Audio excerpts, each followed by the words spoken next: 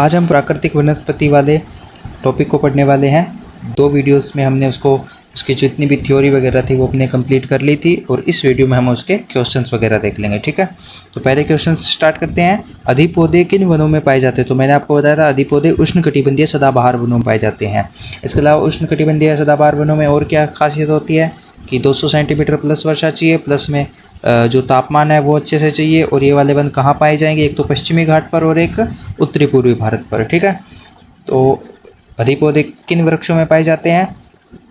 तो ये पाए जाते हैं उष्णकटिबंधीय सदाबहार वनों में। और ये क्यों पाए जाते हैं? क्योंकि इनमें लगभग 60 मीटर की ऊंचाई के ये वृक्ष होते हैं। तो जब 60 मीटर की ऊंचाई के वृक्ष हैं तो अब नीचे वृक्ष रहने के लिए जगह ही नहीं रही, क्योंकि ऐसे मतलब ये मान लीजिए ये कोई जगह थी, इसको इन्होंने पूरी तरह से कवर कर लिया। अब कवर कर लिया तो नीचे तो कोई जगह ही नहीं रही कुछ भी उगने के लिए, तो इस पौधे के ऊपर ही पौधे उग जाते हैं। इसी को हम कहते हैं अधिपौधे। तो अधिपौधे किन वृक्षों में के अंदर पाए जाएंगे?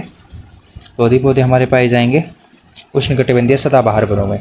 सेकंड हैंड इनमें से कौन से सदाबहार वन है? तो रोजवुड, महोगनी, एनी, एवोनी। और ये वाला जो क्वेश्चन है ये पिछली बार हमारी पेपर में आ चुका है कि महोगनी निम्न में से कौन से वनों में पाए जाते हैं। ठीक है, तीसरा क्वेश्चन है सदाबहार वन मुख्यतः कहाँ पाए जाते हैं? तो सदाबहार वन एक तो पश्चिमी घाट की पश्चिमी ढाल पर, एक उत्तरी पूर्व क्षेत्र की पहाड़ियों पर और अंडमान निकोबार में। उसके बाद अर्ध सदाबहार वन कौन कौन से? तो साइडर, होलक, केल, ये वाले अर्ध सदाबहार वन है। उसके अलावा भारत में सर्वाधिक कौन से वन पाए जाते हैं? तो भारत में सर्वाधिक उष्णकटिबंधीय पर्णपाती वन पाए जाते हैं। फिर है मानसून वन किन्हें कहते हैं? तो इन्हीं वनों को मानसून वन भी कहते हैं। फिर मैंने आपको बताया था कि ये जो उष्णकटिबंधीय पर्णपाती वन है इनको 2 पार्ट में डिवाइड किया गया है, एक तो आर्द्र पर्णपाती वन और एक शुष्क पर्णपाती वन। तो आर्द्र पर्णपाती वन कौन कौन से हैं? तो सागवान, साल, शीशम, महुआ, आंवला, सेलम, कुसुम और चंदन। और शुष्क पर्णपाती वन कौन से हैं? तेंदु, पलास, अमलतास, बेल, खेर, अक्सलवुड। ठीक है, अब है बबूल, बेर, खजूर, खेर, नीम, खेजड़ी, ये किन वनों के उदाहरण हैं? तो ये वाले हैं उष्णकटिबंधीय कांटेदार वनों के उदाहरण। और ये सबसे गहरी जड़ें इन्हीं की होती है, लगभग 2 मीटर की गहरी जो जड़ें होती है वो इन उष्णकटिबंधीय सदाबहार वनों की होती है। और ये कहाँ मिलते हैं?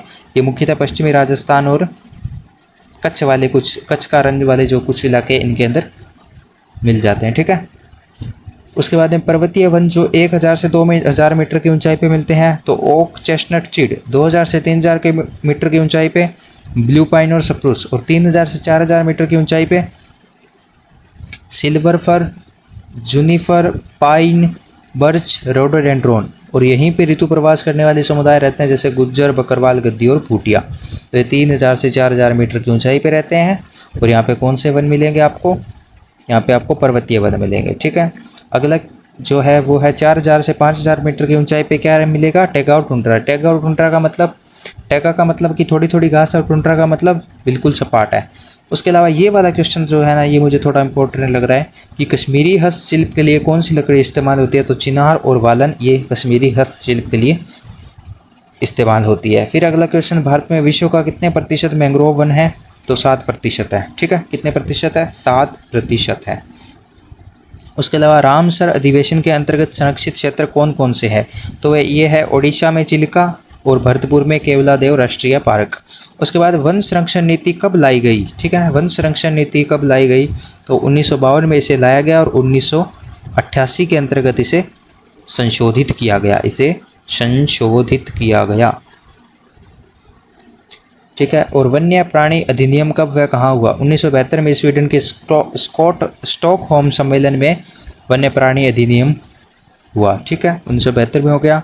जम्मू कश्मीर का राज्य पशु कौन सा है? तो हिमालयी कस्तूरी मृग है जो दाचिगाम नेशनल पार्क में मिलता है। ये जम्मू कश्मीर राज्य का जो राज्य पशु है वो है। ठीक है, फिर प्रोजेक्ट टाइगर 1973 में आया और प्रोजेक्ट एलिफेंट 1992 में आया। जीव मंडल निश्चय बायोस्फीयर रिजर्व किसने व कब शुरू किया?